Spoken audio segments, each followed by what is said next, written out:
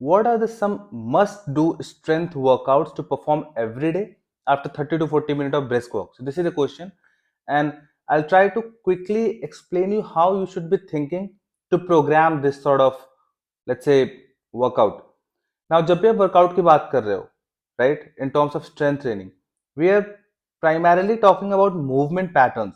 तो एक यहाँ पे बहुत बड़ी गलती होती है अगर हम उसको केवल एज अ वर्कआउट देखते हैं, राइट.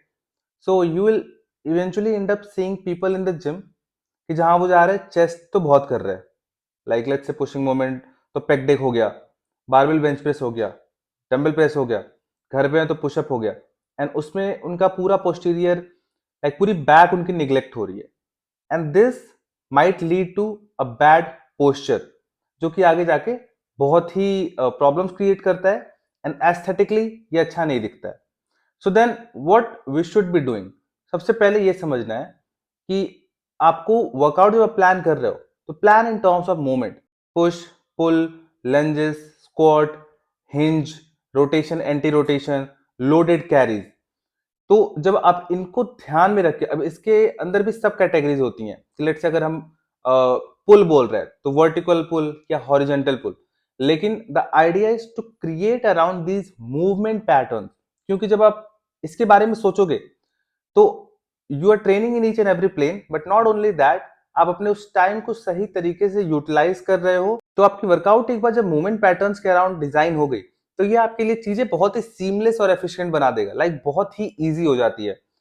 तो इसमें आपकी बॉडी का बहुत बेनिफिट हो रहा है, आपकी पोस्चर का बहुत बेनिफिट हो रहा है, बट लाइफस्टाइल की जो डे टू डे एक्टिविटीज होती हैं, राइट, उनका भी आप ज्यादातर फायदा उठा पाओगे, बिकॉज आप हर एक रेंज में स्ट्रांग हो रहे हो. आपकी बॉडी को एक हर एक रेंज की फेमिलियरिटी है. लेकिन अगर इसको हम हटा दें, एंड लेट्स से हमने इमोशनल डिसीजंस लेते हैं, हम हमारी वर्कआउट यूजुअली लाइक 80-90% लोगों की वर्कआउट यूजुअली इमोशनल लाइकिंग पे डिपेंड करती है कि मुझे लेट्स से चेस्ट बहुत पसंद है, बेंच प्रेस बहुत पसंद है, तो मैं तीनों बेंच लगाऊंगा. एंड आपने देखा होगा कॉमनली फ्लैट से इंसान स्टार्ट करता है, flat, incline, decline. Now that is the poor way of training in the gym. क्योंकि इससे क्या हो रहा है कि you are not, like activity हो रही है, ये मैं हमेशा कहता हूं कि मूव एक्टिविटी हो रही है, यू आर एक्टिव. बट जब ये क्वेश्चन आता है कि how we should train efficiently after the walk, let's say, तो उसमें हम चीजों को ऑप्टिमाइज कर सकते हैं. एंड ऑप्टिमाइज जब भी आप करते हो चीजों को, तो ये चीज ध्यान में रखनी चाहिए कि वो हमारे लिए कम टाइम में सबसे ज्यादा बेनिफिट देके कैसे जाएगा. तो जब ये मूवमेंट्स में आप उसको कैटेगराइज करते हो, तो लेट्स से अगर हमारे पास 3 दिन का टाइम है तो हम 3 दिन फुल बॉडी में ये सारे मूवमेंट्स को रख सकते हैं. इससे आपकी रिकवरी भी ऑप्टिमल हो रही है, आप एक राइट वे में ट्रेन कर रहे हो, तो एक पर्टिकुलर मसल को आप ओवर ट्रेन नहीं कर रहे हो, लेट्स जस्ट से दैट. तो इतने सारे बेनिफिट्स हैं. इक्वल वॉल्यूम, इक्वल फ्रीक्वेंसी में आपकी इंटेंसिटी निकल के आएगी. अगर आप एक ही मसल को पकड़ के हैमर किए जा रहे हो तो उसकी रिकवरी जो है वो हैम्पर होती है, सही स्टिमुलस नहीं मिल पाता. Over the period of time decision fatigue, brain fatigue, उसके बाद अब रेप्स आफ्टर रेप निकाल रहे हो, तो quality, the intensity and intention toward the sets जो बाद में आते हैं वो बहुत खराब हो जाते हैं, क्योंकि आप एक दिन में ही एक मसल की 7 एक्सरसाइजेस कर रहे हो. So the right idea is कि हम उसको सही तरीके से प्रायोरिटाइज करें. अब पुश की बात करें तो पुश में आपका ये हो गया, पुल के जितने भी मूवमेंट है ये हो गया, वर्टिकल पुल, हॉरिजॉन्टल पुल बाद में डिवाइड हो सकता है. फिर लंजेस की जो पैटर्न है that is extremely good for lower body. Squat है. उसके बाद हिप हिंज जो है one of the most neglected है, क्योंकि हिप हिंज इंसान करता ही नहीं है. अगर हम उसको कोई पैटर्न डालते भी तो प्राइमरली स्क्वाट्स में कन्वर्ट हो जाती है. तो एक बेसिक डिफरेंशिएशन दे देता हूं, आई डोंट नो कितना विजिबल होगा, कि hip hinge is basically your hips going backward. And ये कभी भी ऐसा नहीं होना चाहिए कि आप नीचे चले गए, because that's the squat version. तो ये वाला जो पैटर्न है, अब ये ऐसा नहीं है कि आप जिम में ही केवल करो, इसको घर पे भी किया जा सकता है. बैंड या अगर डंबल है तो किया जा सकता है. तो it is taking care of your body. तो हमें ऐसे सोचना है, we never have to make a plan जिसको हम day in and day out 6 to 7 days same plan कर रहे हैं, बिकॉज वो बहुत इनएफिशिएंट हो जाएगा. There is still a nuance कि लेट्स से हमारे पास लैक ऑफ अवेलेबिलिटी है डंबल्स की, या लेट्स से बैंड है जो ओवरऑल वेट बहुत कम है, देन हम एक प्लान को रिपीट कर सकते हैं, क्योंकि उसमें इतनी ज्यादा इंटेंसिटी आप लगा नहीं सकते हो, बट गोल वहां पे डिफरेंट होगा. गोल वहां पे होगा कि मुझे केवल एक्टिव रहना है एंड अपनी बॉडी को 20 से 30 मिनट मूव करना है स्ट्रेंथ ट्रेनिंग में।